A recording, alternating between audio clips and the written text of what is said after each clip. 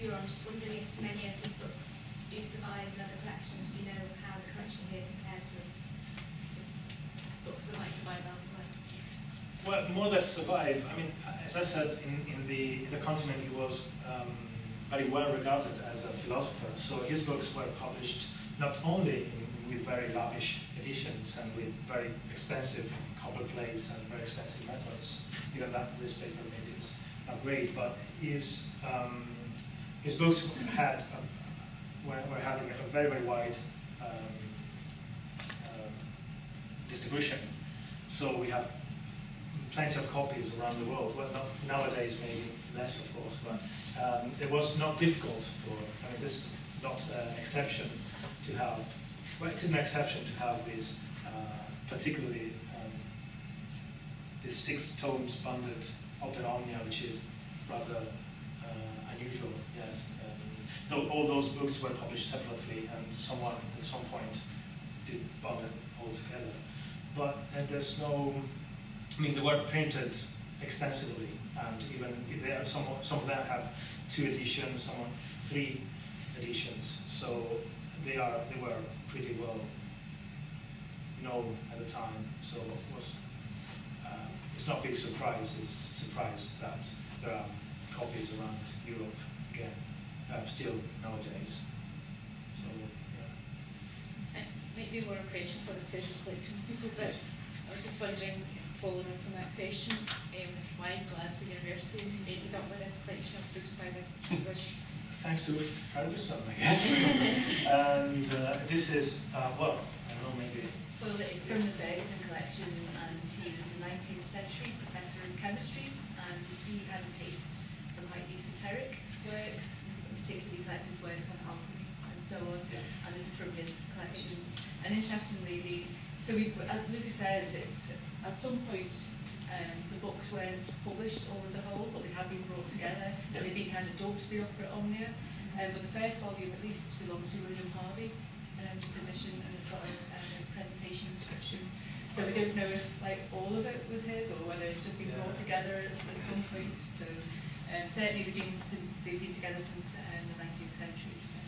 Yeah, the first, at least the first volume is dedicated by Fludd to William Harvey. It's not just dedicated, it's given. He said Robert Fludd gives this book to his friend, William Harvey. He was a colleague with William Harvey. And in fact, the Pulsus, 1631, but actually before in Medicina Cattolica, 1629, Robert Fludd says, yes, I think that, I back up the theory of circulation of the blood, and as William Harvey recently has pointed out. So, and that copy of the Etruscan Cosmi is dedicated, is given, is a gift from Robert Fludd to William Harvey. It's great. Yeah, I thought it was fantastic. Does he talk about, he talks about, obviously he's a physician, does he talk about the human voice music and singing? Yes, he does, but well, not extensively, and if he does it, the human voice is still relegated to the lowest part of music, the musica instrumentalis, because it's something that we just try to do at our best, but this is just the faint, long, a shadowy imitation of the real harmony of the sphere. So he talks of human voice and that thing in mind, even though he makes interesting links between the human voice and how the universe works. He said, as we use our we need more effort to produce highest note. So the highest region of the universe have the subtle air, so to speak, because we need to tighten the to push more air through the throat, and narrowing to change our how our voice is Projected. is going out of our body. So, and the more the highest note we sing, in a lightweight manner, the highest, the more pure air we find at the highest level of the macrocosm. The lowest the note, we have to relax. We have to put less and less effort. The lower the notes, the less effort we have to put. So here we demonstrate that the Earth, the lowest note, is the place where the notes are low and very interesting. So in that way, yes. Yeah, I was wondering if Robert Fludd's musical theories had any effect on compositions later, for example, the planets, worlds, Well, yeah, surely. He has.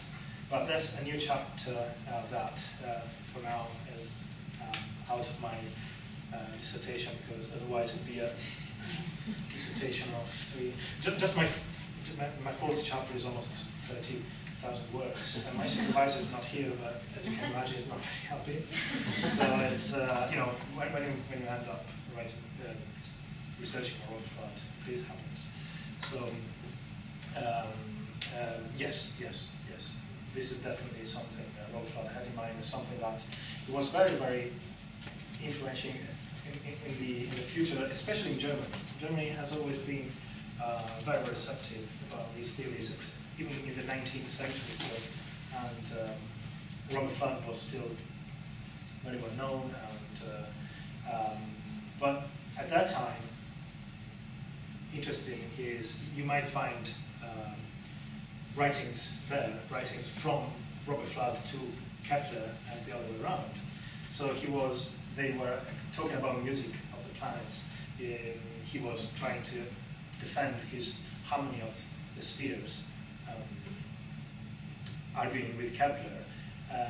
And Kepler was not the new science, coming to no, the harmony of the sphere is not true, blah, blah, blah. No, they were discussing how to demonstrate the truth of the harmony of the sphere. They were both defending the idea of a God who tunes up the cosmos, but with using mathematics in a different way. So Robert Fludd was more mystical approach to numerology and number. Kepler was more closer to another use of the numbers and mathematics, geometry. So, and this is something that maybe the superficial reader may misread, because it's okay, so Fludd, the alchemist, the astrologer, occult stuff, and Kepler, you discovered the planetary motion, law of the planetary motion. It must be right. Fludd was wrong. No, they were both trying to demonstrate the harmony. They were both believing that the planets make some sounds when they move,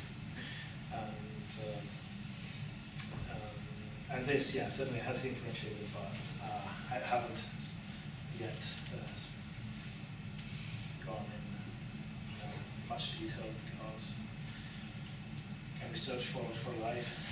So I think my supervisor says, it's like on marriage when you meet Robert Fludd, is like you're getting your life to Robert Fludd, and it changes your life, and you never get out of it. Anyway, so maybe in the next few years. Maybe we could all come and have a look at the books. Yes. But before we do that, perhaps you could